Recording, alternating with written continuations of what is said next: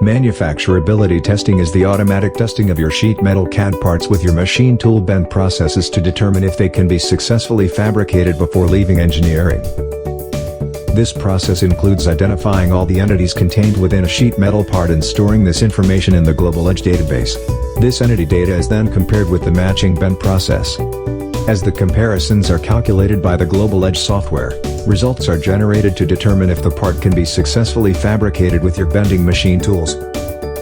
Global Edge will identify part fabrication errors, such as PEM holes too close to bend line, maximum bend tonnage greater than bend process allows, part too big for bend process, bend angle exceeds maximum allowed, embossment too close to bend line, bend length shorter than minimum allowed.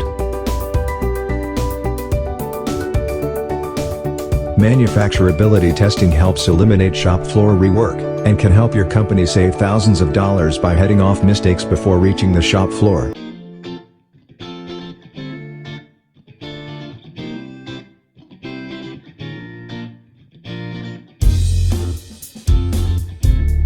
To schedule a demonstration, and receive software pricing, and learn how the Global Edge Engineering Assistant can help your company increase engineering capacity, and save thousands of hours, please visit www.ldcglobal.com.